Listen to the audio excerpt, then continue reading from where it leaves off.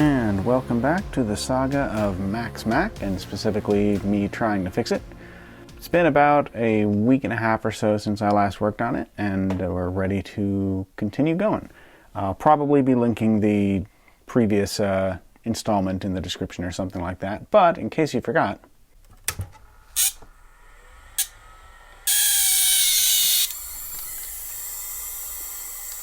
don't think that's a good sound.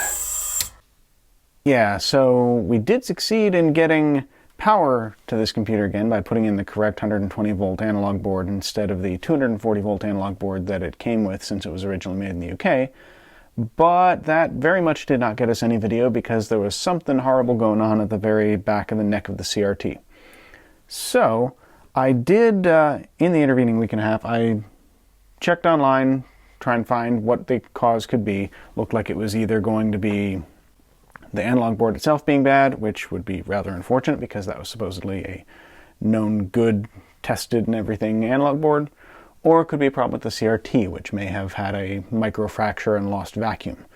That seemed the more likely of the two, given that the machine originally was shipped over from across the other side of the Atlantic Ocean, and it had been a long time between then and when we were trying to work on it now, so a lot of things could have happened to that old CRT neck.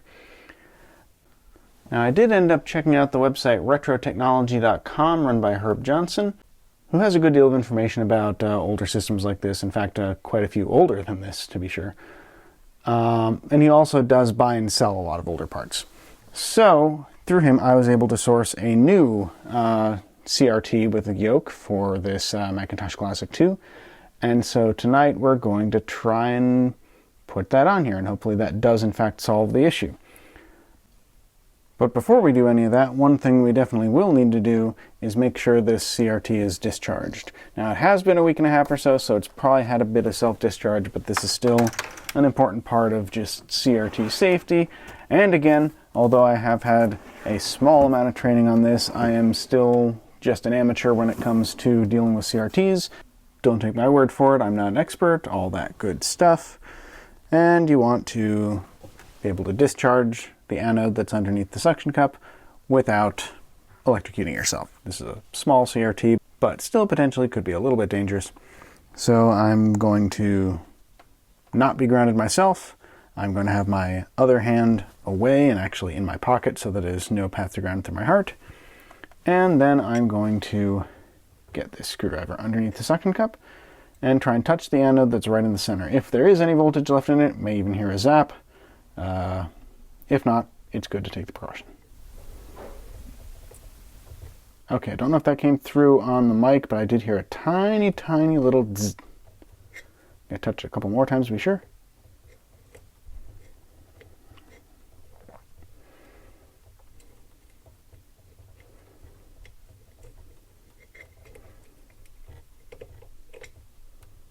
Okay, at that point, we can be fairly confident it is quite discharged.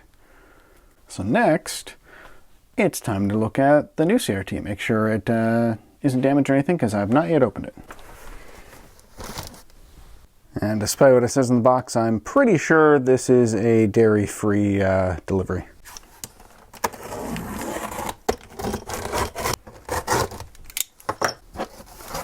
Not as promised, it is double boxed. Herb has been great to work with on this. I'm pretty confident that if this doesn't work, it will not be due to any failing on his part.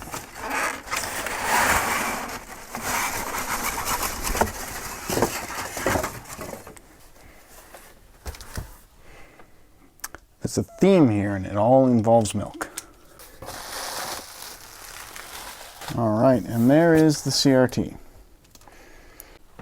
Now, these may be a little overkill. These are designed for working with like movie lights, but they're the only leather gloves I have in the house. And just in case something goes horribly wrong again, you don't want imploding glass all in your hands either.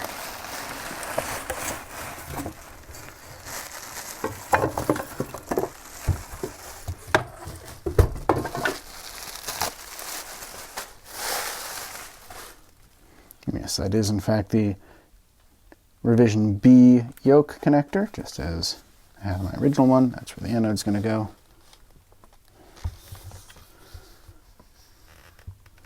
And there is our CRT. And actually, I think I might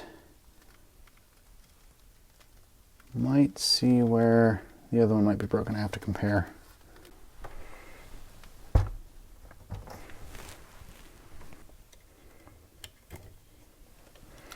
Yep, that's what happened. All right, I'm gonna have to get a different camera out for this because it's hard to see real close up on the GoPro. Okay, actually switched over to my phone for this one because it focuses much better close up. So I think I see where the problem was. So if we look at this new CRT, the back of the neck, we've got the pins going around the outside, and then this little, I don't know the correct word, ampule or something like that, this little kind of protruding part of the glass in the center of those. And I couldn't actually find a good image of what that's supposed to look like online, but if we look at the CRT that we did have, that protruding bit is just straight up gone. So at some point it must have broken off. My best guess is when it was making its transatlantic journey to the States here. But yeah, there's your problem. You need one of those. Otherwise you don't have your entire sealed CRT. So that's actually pretty promising, I think. But we still got to get this CRT out of here and the CRT put in. So let's get started on that. T15 here.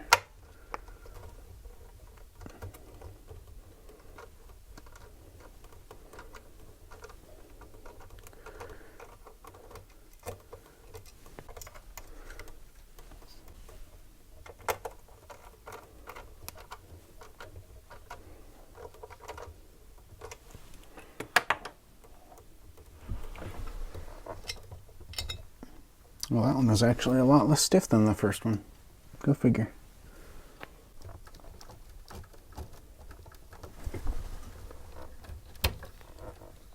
I don't think it would be completely necessary to remove the analog board, but the original Apple manual suggests that you do, so I'm going to do it just to be safe because I don't want to risk damaging that.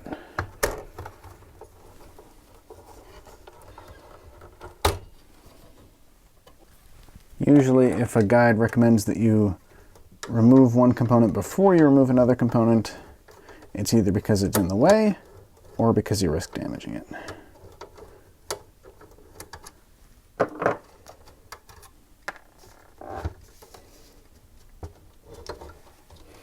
Still going to need to disconnect a couple of the cables towards the back here.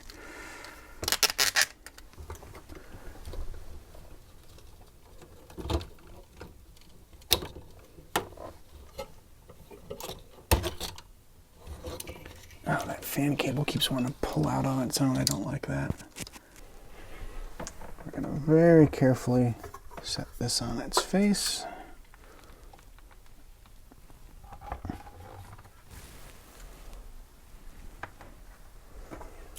And then we're going to remove 4 screws holding it in place.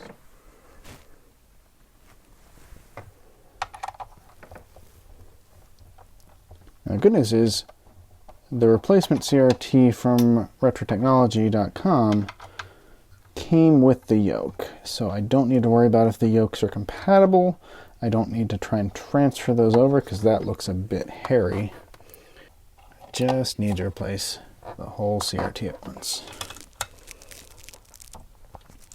Carefully, of course.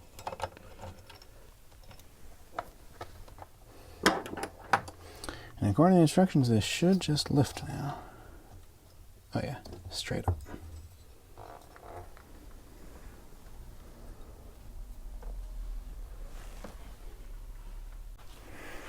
And again, want to be overly cautious. We're probably going to be disposing of this guy at our next local electronics recycling event, which, given the current COVID-19 lockdown, who knows when that'll be, but in the meantime, we're going to keep it boxed up safely so it doesn't break anywhere.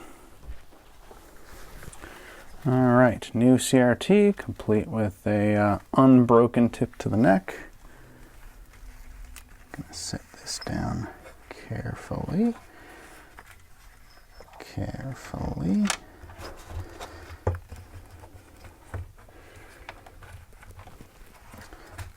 without getting the fan cable stuck underneath. Come on. Don't want to grab it by the neck. There we go. All right, looks like, yes, these screws are all the same length as far as I can tell. Are they? I think. Yeah. Now the funny thing is, the original manual said remove the 3 Torx screws from the corner, so I don't know if they're... I guess they were assuming this one was already removed. Now the manual doesn't say anything about the order to remove or add them in, but in most cases on computers... Oops. Oh, great. A little bit fell out.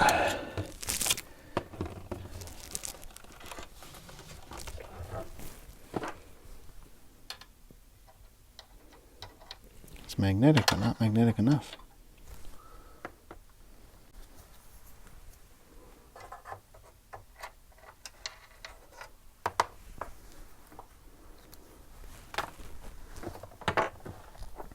In most cases on a computer, when you're assembling something that's got 4 corners, you want to do opposite corners first.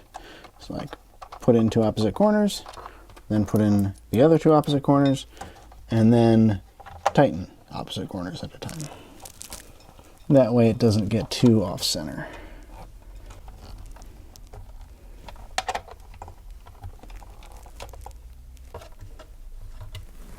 We'll set this right side up again.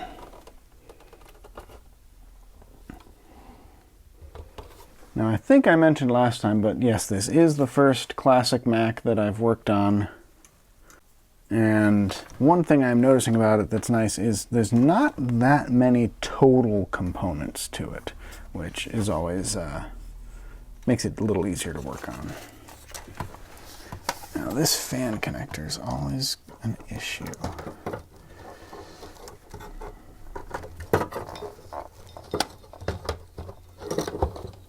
Put in hard drive power first. And then we need to get the fan connector in, which is this little part right here that you probably can't even see. I'm gonna have to rethink my camera situation. The GoPro is nice because it doesn't get in the way of me working, but it's not good for close-up work. So if I do more of these videos, I'm gonna have to think about that. And how I want to do it. Don't crush this guy in here.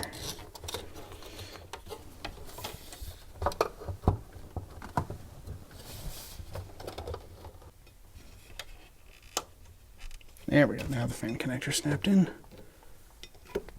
Pretty much has to be like all the way in like this before the fan connector wants to really fit, which is annoying.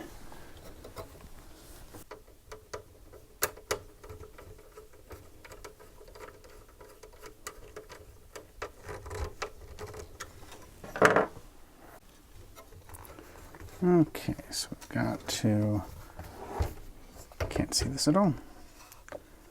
We've got to reconnect the logic board cable down here.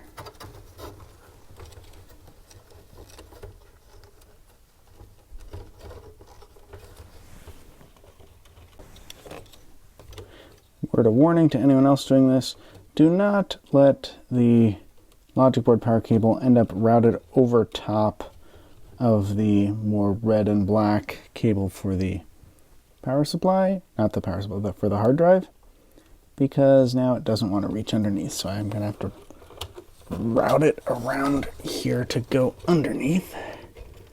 Ugh, come on.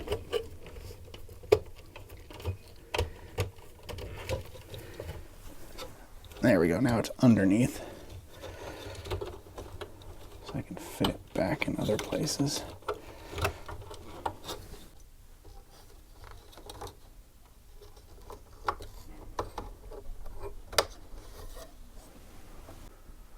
Alright, we do have to plug back in this connector, which is keyed for the revision A versus revision B yokes, in case you're ever wondering. The deep notch here is in the revision B yokes. it goes towards the top.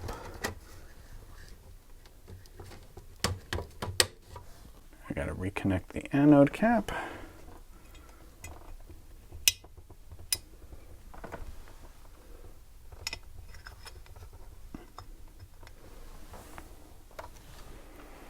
And the grounding wire,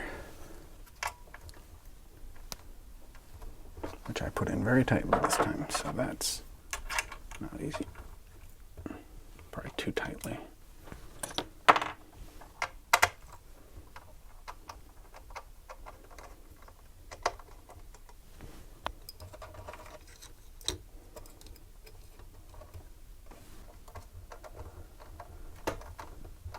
And I haven't seen too much other mention of this online, but I know that this screw is going into plastic, so I'm not sure how well it'll handle repeated taking it in, taking it out over and over and over again. So I don't want to do that too much. All right, so here's our unbroken tip to the neck of the CRT. I want to again plug this part of the analog board back onto it, lining up the non-pinned area where the hole is missing. I don't know what the need for this hot glue is, or if it's just there to hold it steady. Since we keep taking it apart, putting it back together again, I'm not going to worry about that much right now.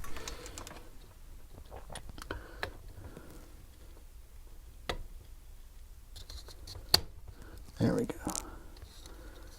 We definitely want to be gentle. Okay, so I think that is back in place. Everything should be put together again. So I think we're ready for moment of truth times 2.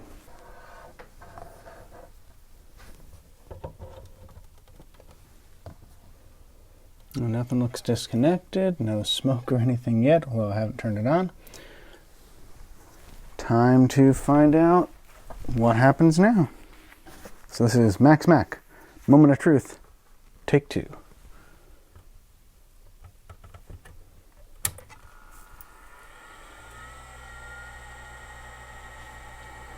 No horrible sounds this time.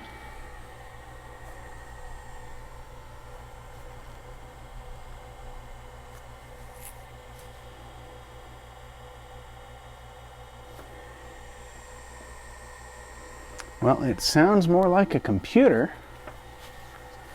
No image on the display yet. That could be a lot of things. But we are slowly improving.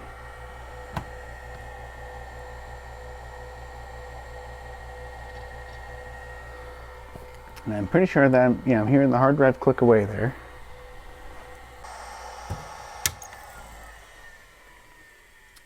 I could definitely hear the CRT was trying to energize, so there was kind of the little, not sparks, but little staticky sounds there.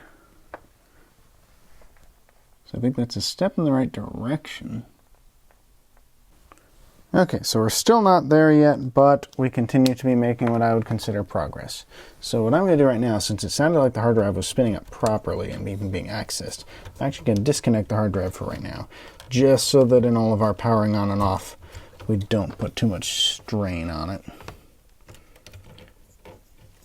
Because I know it's an old drive and these are harder to come by, so I don't want that to kill it. So at this point, I need to figure out what is wrong with this thing. From what I've read and been told, no video could be caused by a whole bunch of different things. I'm probably going to start out with 2 possibilities that I can check relatively easily without having to discharge the CRT and go through that whole rigmarole again. So I'm going to try just adjusting the brightness and contrast pots, and I'm going to give the motherboard another look at to see if there's anything that needs to be cleaned off on there. On these models, let's turn this a little bit better. On these models, brightness and contrast are 2 knobs on the back. These have to be live adjusted, which is a bit of a risky thing, so it has to be turned on. You don't want to touch any of that. And you want to adjust it with, although it's slotted for a screwdriver, you don't want to use a metal screwdriver. You want to use a plastic tool to turn those, which is what we're going to try. Yeah, so we'll see how that works. And The fact I'm recording a video will help me know what the position of those was if I need to turn them back at a later time. So I'm going to turn this back around again so we can see the screen. I may actually put the camera over here just so we can see whatever happens to that. Cool. Plug the Mac back in. And I'm again not going to be strapped in for this because I'm performing live adjustments. Same kind of procedure as for discharging the CRT. All right, I'm going to turn it on. Yeah, I can hear the little static sound of the CRT kind of energizing, and I bet if I ran my hand over it, I'd feel the static, although I don't want to do that right now since I'm going to be messing around the back.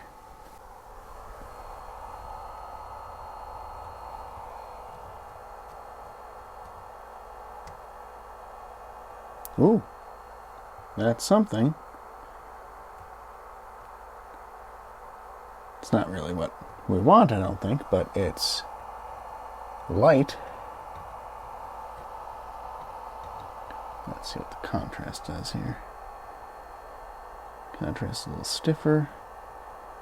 Contrast was actually all the way up previously. So that is definitely some progress right there. It gets very bright. That's probably not as bright as we need it. Alignment's not too bad. But I think I'm going to have to... I'm still going to try cleaning the logic board. Just run some isopropyl alcohol over that. But I think I'm going to need to consult some additional resources beyond that on what causes this particular issue, because it looks like I'm seeing kind of the scan lines going back and forth. Let me actually dim that to the point where the camera can pick it out. Yeah, so we can see some back and forth brighter lines that seem to line up with the way scan lines on a CRT work, but no image, of course. So, next stop, logic board.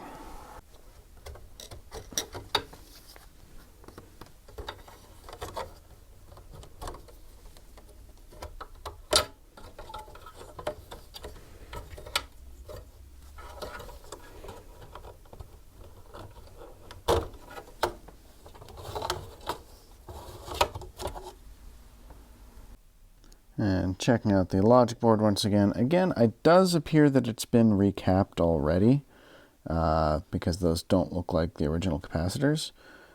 But looking again at this chip here, which I'd have to check the manual to see which one that is, but it definitely, this Motorola chip has some schmutz of some sort all over those pins. So I'm going to try and clean that off.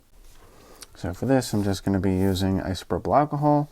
This is actually 91%. I apparently don't have any 70% left, but the normal stuff is fine. This was just all that was in the house for some reason. So we're just going to take a Q-tip and the isopropyl alcohol and try and clean some of that off there. And goodness knows how long this has been on here. Probably at least a year.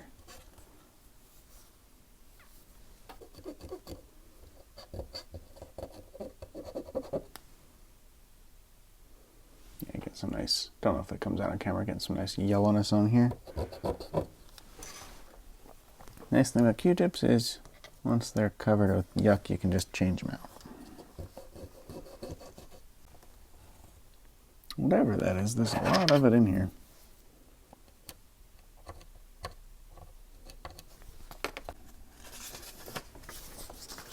Try something here. So what I've done here is just trim down a post-it note just to get something sort of stiff but not really hard and very skinny to get in between these pins.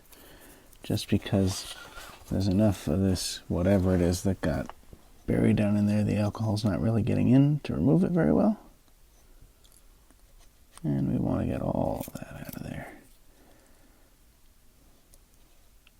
Because I don't know what this is. It might be conductive. It could even be bridging some of these contacts, in which case that could short something. Yeah, still getting yellow off of that. Actually getting more now than I did before, so we definitely loosened some of it up.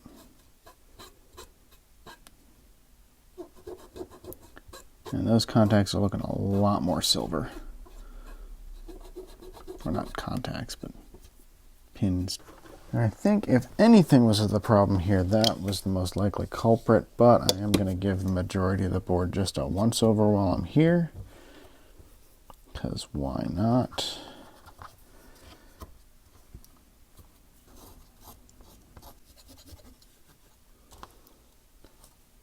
Yeah, this is the only capacitor that looks a little bit iffy on the bottom, but I can't tell if that's actually leaking or just bad flux from the not very pretty resoldering job that was done before. Also, a pro tip, if you have old like Nintendo game cartridges or something and you're trying to clean them, rather than blowing on them, alcohol on a Q-tip, that works quite well there as well. In case you didn't already know, that advice is pretty widespread on the internet. Yeah, there's no PRAM battery, although I do think it should boot without that. If it doesn't, that's one other thing I can try, because I believe it is I've got some replacement batteries on the way, but they're not going to be here for a couple of weeks thanks to the current situation with the pandemic. But I do have the same compatible battery in my G4 Cube, so I could just borrow that if I have to for testing. And one thing you want to be careful with is you don't want the Q-tip to shred apart like that, because you don't want to just get fibers everywhere. They'll get like caught in the fan, or I guess from an electrical standpoint they wouldn't do any harm, but I just don't want fuzzies all in the Mac. That's interesting. I don't know if it shows up on here, but it almost looks and feels there's something on top of this, and it looks metallic, almost like it's a blob of solder from when this capacitor was put on. If that's what it is, that could not be a great thing if it's crossing a couple of those pins. We'll circle back on that, but that's kind of strange. Keep finding weird things inside this computer. Alright, back in with the logic board.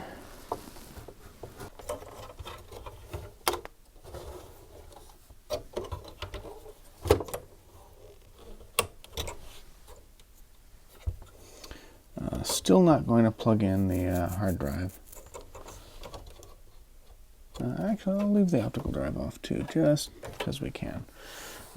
Really, I just want to hear like a post beep, see a sad Mac or something, other than just those lines on the display.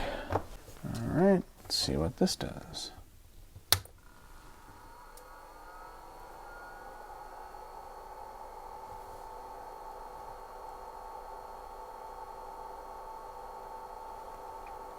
Yeah, still got those horizontal lines going there, so it doesn't look like it was just dirt on the logic board. So the story continues. Well, this is something new. So I did get the PRAM battery out of my Cube just to try that out before going to bed for the night. But I also decided to take a look at some of the SIMs. The first one looked fine, but there appears to be some kind of corrosion on the pins for this RAM module. The other one looked totally fine, so nothing weird going on there really. Maybe a little bit on that end, but not much. Nothing like this one for sure, so that's special. Yeah, that doesn't look right at all. Even like some extra gunk over on this side. That's bizarre. And really makes me kind of wonder what the history of this poor machine is.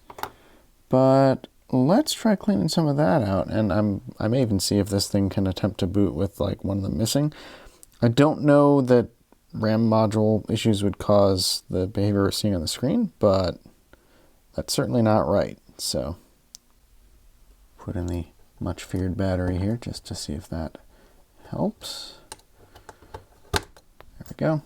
Not going to leave that in there permanently, but want it for testing. It almost looks like what I'd expect from battery leaching stuff or liquid damage, but how did it get here is a mystery to me. But the good news is we haven't wasted, like Mac and I have not wasted anything on this Mac yet. So like we knew we needed the new power sweep board because we had the wrong voltage for this country. And the assumption that we needed the new CRT looks to have been correct after we found, it's a lot of alcohol, looks to have been correct after we found that broken seal at the back of the neck for the CRT. So, now it's just trying to fix whatever may be wrong here. It's of course still possible that there's something else wrong with the power board, but I don't have enough to know that yet. So I've placed just the one SIM inside because even after cleaning this one, that does not look terribly shiny and great. So we're going to see if that gives us anything at all different.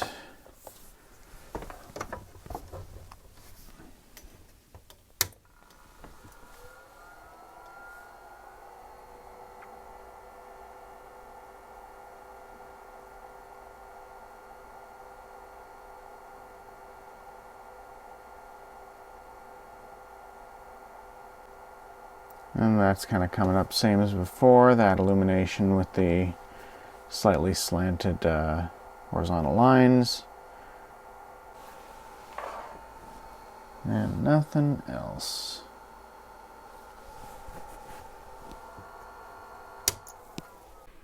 Okay, and add one other questionable thing to this Classic II motherboard. Not only have these capacitors been replaced, over here in this cluster, right there where you see the contact pads for a capacitor labeled C9, there is in fact supposed to be a capacitor there. There is not a capacitor there.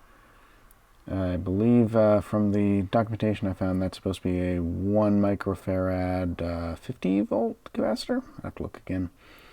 But some reverse engineered schematics on the internet indicate that might be connected into the audio circuit, so could that be why I'm not getting the startup chime? Maybe, hard to say. But it does look like one way or the other I am going to have to order some capacitors. Okay, one last thing I am going to check while I have the machine powered up is the voltages on the floppy drive connector. So we're going to turn it on.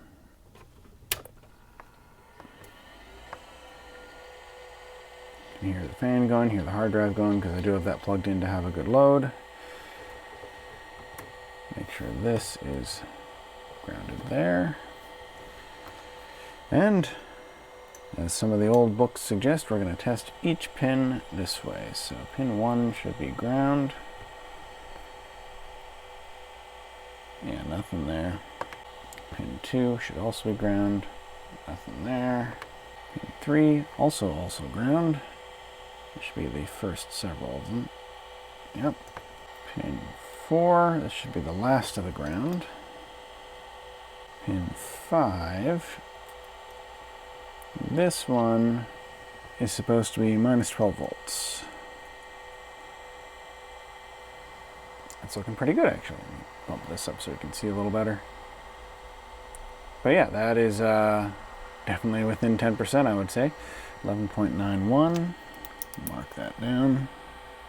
And then pin 6 is supposed to be plus 5. Yeah, that looks good. 5.07. Pin 7 is supposed to be positive 12 volts. Yep, 12.12. That is literally exactly 10% off. And pin 8 is also supposed to be positive 12 volts. Yeah, 12.12. So that makes me think that the power supply, at least as far as it's applying DC voltages, is good, because those voltages are all correct within a 10% error margin. So that's good to know. It's still not good, but we keep getting closer to good. So that's good? Maybe? All right, we'll see where this goes next.